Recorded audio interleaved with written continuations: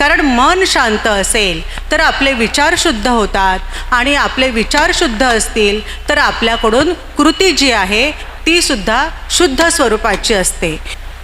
खरं तर आजचा कालखंड जो आहे हा अतिशय दुःखद असा कालखंड आहे. खरं तर आज मानवाला सगळी सुखसमृद्धी मिळालेली आहे.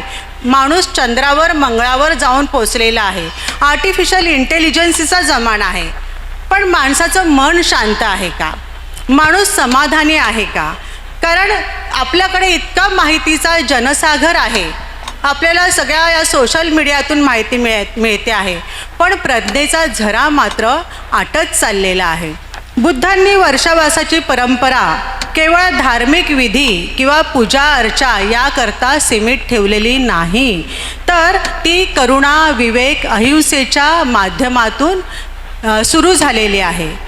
वर्षावास म्हणजे केवळ 3 महिन्यांचा कालखंड नाही, तर तो स्वतःच्या जीवनामध्ये सुंदर परिवर्तन घडवण्याची ही एक संधी आपल्याला आहे.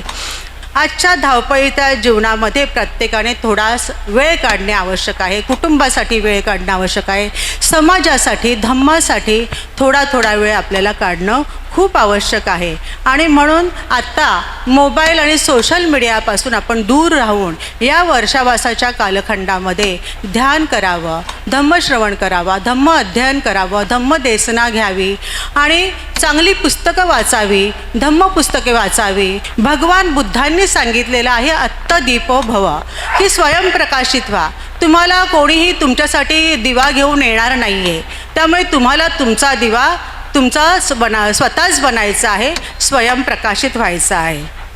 संपूर्ण विश्वाला सत्य, अहिंसा, शांती, मानवता आणि दुःखमुक्तीचा मार्ग सांगणारे स्त्रीमुक्तीचे आद्य प्रणेते तथागत गौतम बुद्ध, तथागतांच्या शुद्ध प्रेरणेतून निघालेला विज्ञाननिष्ठ धम्म आणि या सद्धम्माचा 2500 वर्षांपासून प्रचार आणि प्रसार करणारे वंदनीय भिक्खू संघ यांना मी विनम्र अभिवादन करते.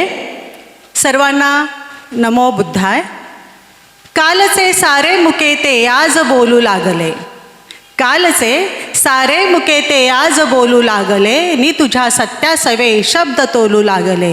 घे वसंता घे मनाच्या मोहराची वंदना, भीमराया घे तुला या लेकरांची वंदना, भीमराया घे तुला या लेकरांची वंदना.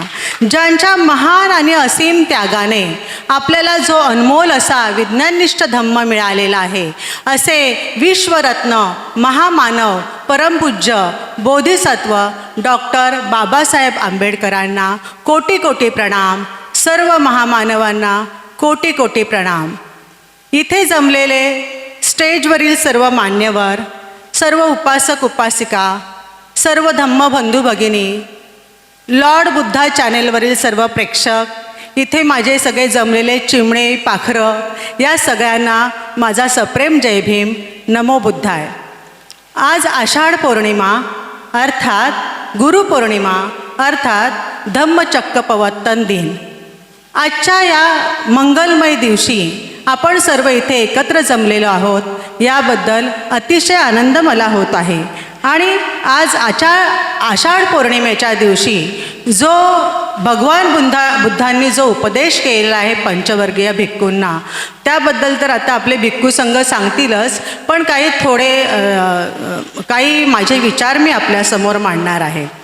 आता पावसाळ्यातील आषाढ पौर्णिमेपासून ते अश्विन पौर्णिमेपर्यंत जो 3 महिन्याचा कालावधी आहे, यालाच वर्षावासाचा कालखंड असं म्हणतात. वस्त म्हणजे पाऊस, आवास म्हणजे एका ठिकाणी राहणे. भिक्खूंनी एका ठिकाणी विहारामध्ये राहणे असा त्याचा अर्थ होतो. आता हा जो वर्षावासाचा कालखंड आहे, हा आत्मपरीक्षणाचा आपलं आत्मपरीक्षण करणं, आत्मचिंतन करणं आणि आपल्याला जो धम्मचिंतनाचा हा जो काळ आहे, तो हा वर्षावासाचा कालखंड आहे. खरं तर भारतीय संस्कृतीमध्ये पावसाळा हा नवचैतन्याचा ऋतू आहे, परंतु बुद्ध धम्मामध्ये वर्षावासाला गहन अर्थ प्राप्त झालेला आहे. वर्षावास म्हणजे स्वतःच्या मनात पाहण्याचा, स्वतःच्या मनात डोकावण्याचा, स्वतःचे विकार उखडून फेकण्याचा आणि स्वतःमध्ये चांगले परिवर्तन घडवून आणण्याचा कालखंड म्हणजे वर्षावास आहे. बुद्धांनी वर्षावासाची परंपरा केवळ धार्मिक विधी किंवा पूजा अर्चा याकरता सीमित ठेवलेली नाही, तर ती करुणा, विवेक, अहिंसेच्या माध्यमातून सुरू झालेली आहे. आता ॲडव्होकेट माया यांनी सांगितलेलं आहे की जीवजंतूविषयी वगैरे तो जो इतिहास आहे की भगवान बुद्धांनी भिक्खूंना सांगितलेलं आहे की या 3 महिन्याच्या कालखंडामध्ये तुम्ही ध्यानधारणा करा, धम्मदेसना द्या. आणि त्या पद्धतीने बौद्ध भिक्खू विहारामध्ये, प्रत्येक विहारामध्ये जातात आणि तिथे धम्मदेसना देतात आणि आपण सर्व धम्मश्रवण करतो, धम्माचं पालन करतो. म्हणजेच भगवान बुद्धांनी जे सांगितलेलं आहे की बहुजन हिताय आणि बहुजन सुखाय, तर हा धम्म जो आहे मानवाच्या जीवनाला नैतिक दिशा देणारा, विवेक जागृत करणारा आणि दुःखातून मुक्त करणारा असा हा विज्ञाननिष्ठ धम्म बाबासाहेबांनी आपल्याला दिलेला आहे, जो वर्षावासाच्या माध्यमातून आपण तो पुन्हा आपण तो अंगीकारितो. डॉक्टर बाबासाहेब आंबेडकरांनी बुद्धांच्या धम्माला आधुनिक समाजासाठी अत्यंत उपयुक्त मानले आणि भगवान बुद्धांच्या धम्माचा त्यांनी यासाठी स्वीकार केला की ज्यामध्ये प्रज्ञाशील, करुणा, विवेक, न्याय यांचा समावेश आहे. आणि म्हणूनच या कालखंडामध्येच नव्हे तर आपल्या पूर्ण जीवनामध्ये आपल्यामध्ये असलेले जे विकार आहेत, राग, लोभ, मद, मोह, मत्सर, द्वेष, अहंकार, हे सगळ्या विकारांना गाडून टाकण्याचा आणि चांगल्या गोष्टी अंगीकारण्याचा, आपल्यामध्ये चांगलं परिवर्तन करण्याचा हा वर्षावास आहे. कारण मन शांत असेल तर आपले विचार शुद्ध होतात आणि आपले विचार शुद्ध असतील तर आपल्याकडून कृती जी आहे ती सुद्धा शुद्ध स्वरूपाची असते. भगवान बुद्धांनी सांगितलेलं आहे अत्तदीपो भव, की स्वयंप्रकाशित व्हा. तुम्हाला कोणीही तुमच्यासाठी दिवा घेऊन येणार नाही आहे, त्यामुळे तुम्हाला तुमचा दिवा स्वतःच बनायचा आहे, स्वयंप्रकाशित व्हायचा आहे.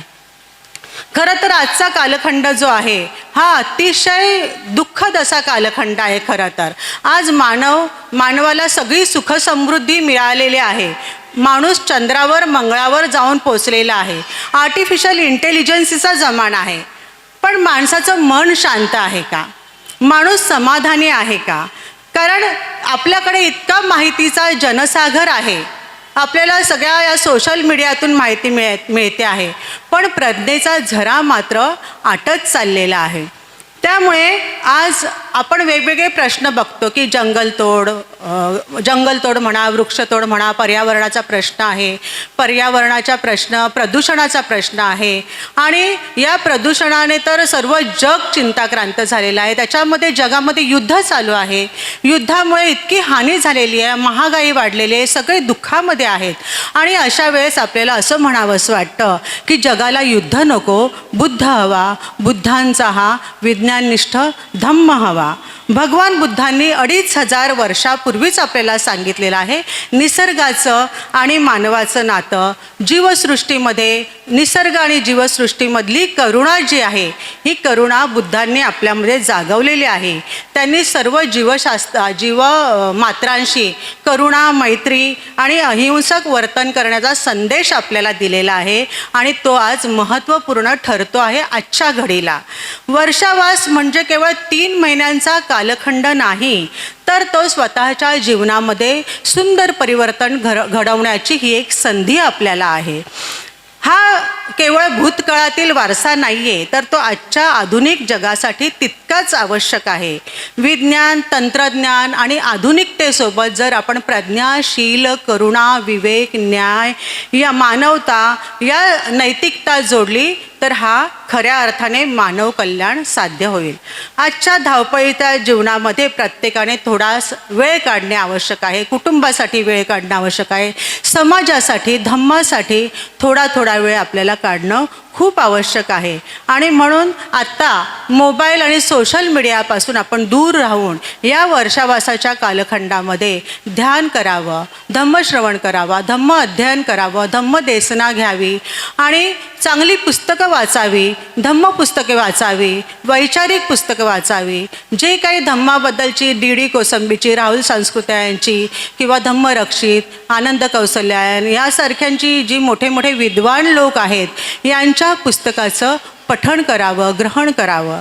आणि हीच आपली खरी वर्षावासाची साधना ठरू शकते. या वर्षावासात आपण आपल्या मनातील अंधकार दूर करूया, प्रज्ञेचा प्रकाश निर्माण करूया आणि करुणाने जगण्याचा संकल्प करूया. जय भीम, नमो बुद्धाय. आप देख रहे हैं लॉर्ड बुद्धा टीवी.